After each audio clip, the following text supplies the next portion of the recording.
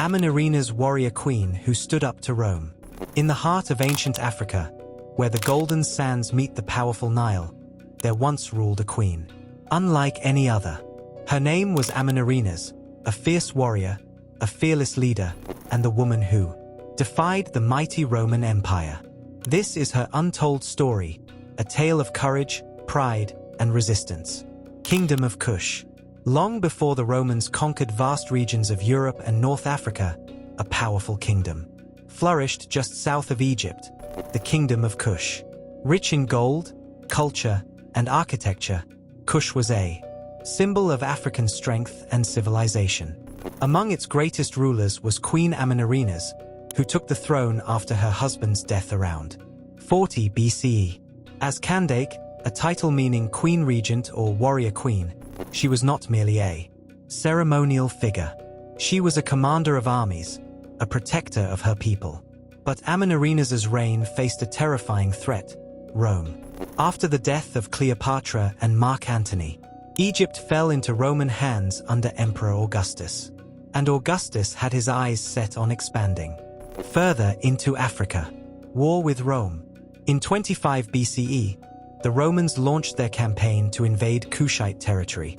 But Amanirenas would not surrender. Leading her own troops into battle, even after losing an eye, Queen Amanirenas became a symbol of resilience.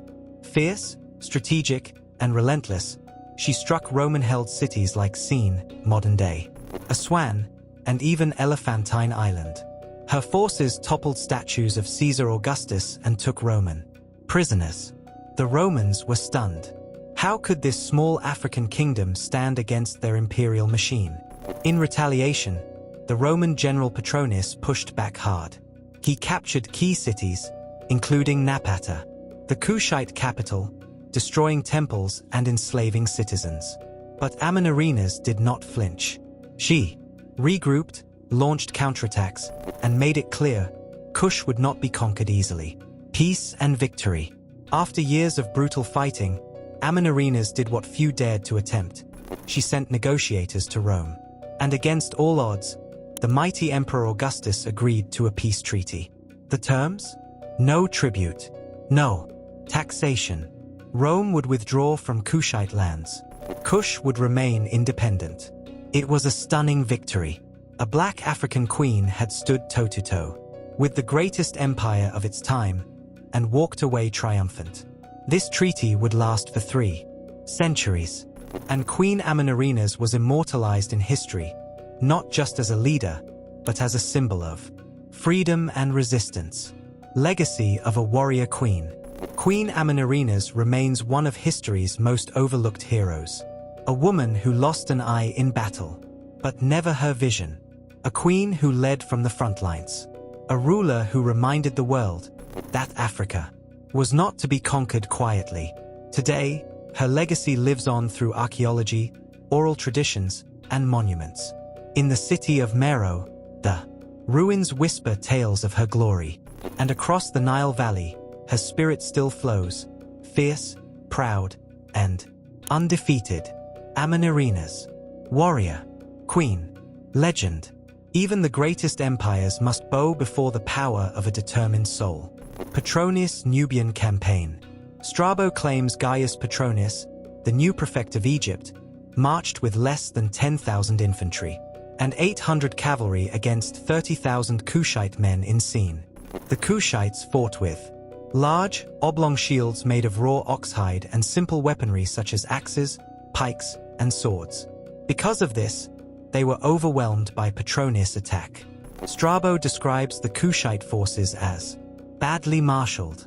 The Kushite forces stated their invasion was due to an issue with the nomarchs, the provincial governors of Egypt. Strabo does not provide information on what the issue was.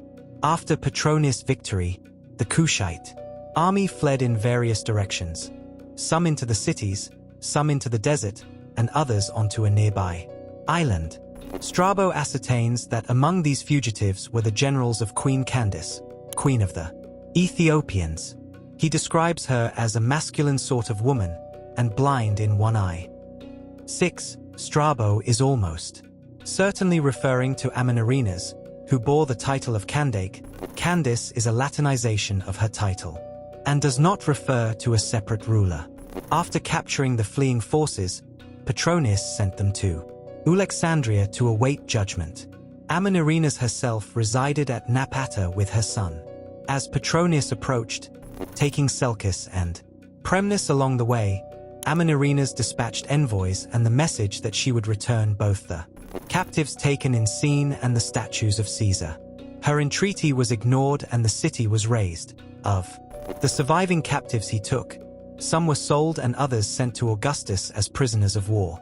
In response, Amanirenas led a second attack against the forces of Petronius left behind at Premnis. Strabo states she had many thousands of men. Petronius outmaneuvered Amanirenas and arrived at Premnis first, securing it against her attack.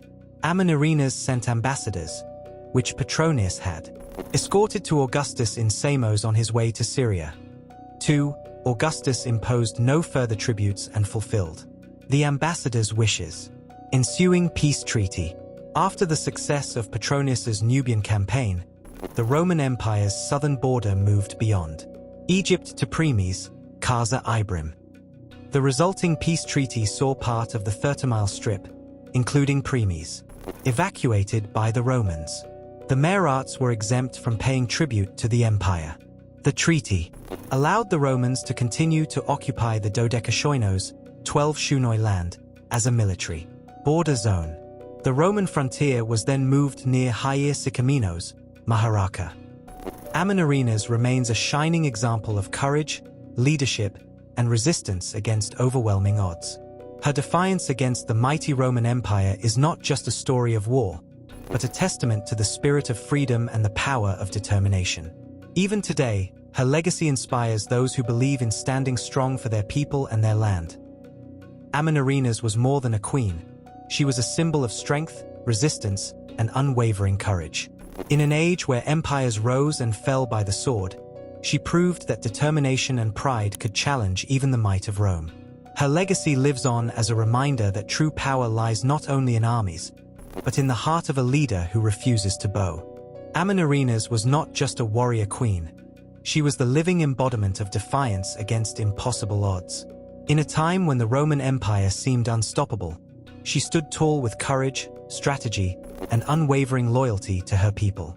Her leadership didn't just protect the kingdom of Kush, it sent a powerful message across history that no empire, no matter how vast, could crush the spirit of those who fight for their freedom. If you were inspired by Queen Amanirenas' fearless stand, don't forget to like, comment, and subscribe for more powerful stories from history's hidden legends. Bell raised fist crown.